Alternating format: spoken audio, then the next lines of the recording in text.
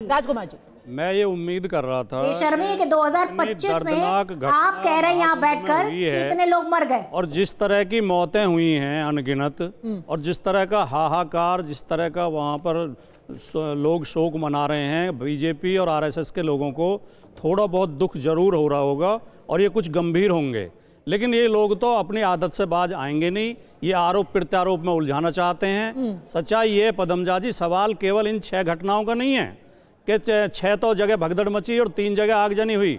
इन 9 दुर्घटनाओं का ही सवाल नहीं है। सवाल ये पूरा मेला बद इंतजामी का शिकार, कहीं व्यवस्था, लोगों को 20-20 किलोमीटर पैदल चलाया जा रहा है, लोगों को सोने के लिए जगह नहीं, गंदगी के अंबार लगे हुए हैं, जहां लोग स्नान कर रहे हैं वहीं लोगों ने टट्टी की हुई है, और इतने खराब व्यवस्था है कि महिलाओं को कपड़े बदलने तक की जगह नहीं है। राजकुमार जी, मौनी अमावस्या की रात को भगदड़ के ऊपर आप सवाल उठा रहे हैं, वो बात बिल्कुल सही है। पूरे मेले पे सवाल उठा रहा हूं मैं। पर जो इंतजाम की बात है, आज के दिन भी वहां पर कई सारे ऐसे लोग हैं जो कह रहे हैं हमारे लिए इंतजाम ठीक किए हुए हैं। जहां तक चलने की बात है, गाड़ियों को तो रोका ही जाना पड़ेगा। कार्यक्रम में सरकार माहिर है, वो स्पॉन्सर्ड प्रोग्राम चलाए जाते हैं, अपने लोगों से कहवाया जाता है। हमने दोनों तरफ की बातें सुनाई है। पदमजा जी, वो लोग हैं जिनको प्रॉब्लम हुई है, उनकी बातें अगर सुनाई जा रही है तो ऐसे भी लोग हैं जो कह रहे हैं कि हमें तकलीफ नहीं हुई है। कम से कम ये है कि मेले के शुरू होने के 1 महीने पहले से हम लगातार बता रहे थे क्या क्या बद इंतजामी है।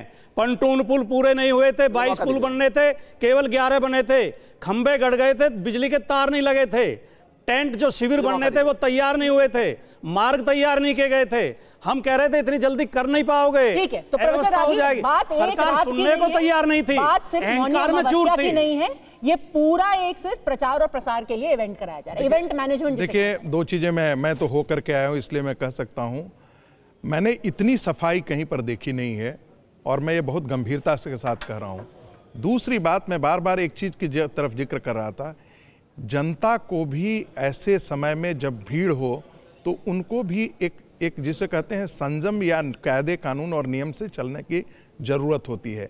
ये सारी चीजें पुलिस व्यवस्था के अंदर नहीं आ सकती। तीसरी बात, कांग्रेस के युवराज जो हैं वो तो स्लीपर क्लास से चलते हैं ना। नहीं, कौन बताएगा नियम और कानून और कौन बनाएगा? जो कहते हैं कि मंदिर में लड़के जाते हैं लड़कियों छेड़ने के लिए, सनातन के कुंभ में जाने से क्या पाप धुल जाएगा?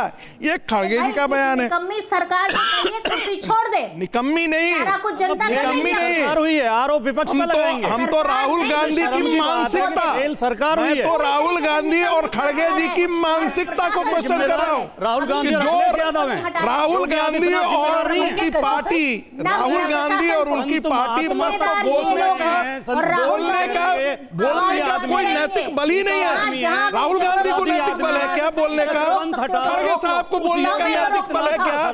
जो कहता हो कि कुंभ जो है गलत है, जो कहता हो कि कुंभ गलत है, कुंभ में जाने से क्या? अरे तो कौन सा वही लोग तो गए थे, राहुल गांधी तो कहीं और जाते हैं, कुंभ नहीं जा सकते।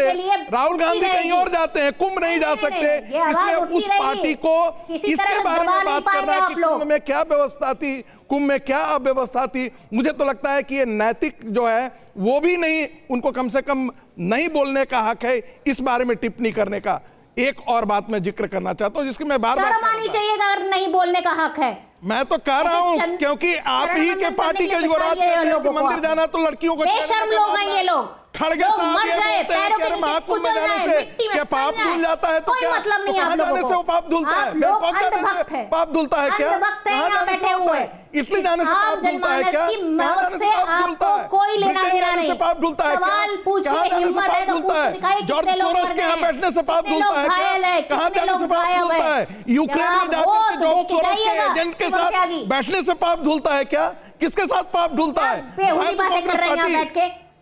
अरे मैं तो कह रहा हूं कि कांग्रेस पार्टी इस बात का जवाब तो दे, जो हिंदुत्व पर बार बार प्रश्न खड़ा करती है कांग्रेस पार्टी, क्योंकि वो इस्लामिस्टों के गोद में बैठी हुई है। और ये आज से नहीं, कांग्रेस पार्टी के उस समय से, नेहरू के समय से इस्लामिस्टों के गोद में कांग्रेस पार्टी बैठी है, और भारत के सांस्कृतिक वैभव को हमेशा कांग्रेस पार्टी ने उसकी हत्या की है। ठीक है प्रोफेसर साहब, बट मैं एक चीज पूछना चाहूंगी, ठीक है, अगर हम समाजवादी पार्टी और कांग्रेस को एक तरफ रख भी ले, सवाल सिर्फ वही नहीं पूछ रहे, उनका काम है राजनीति करना, क्योंकि वो एक राजनीतिक पार्टी है। जब तमिलनाडु में ऐसा कुछ हुआ था, कुछ ही महीने पहले की बात है, तब भारतीय जनता पार्टी ने भी सवाल उठाए थे और उन्होंने बदइंतजामी की बात की थी।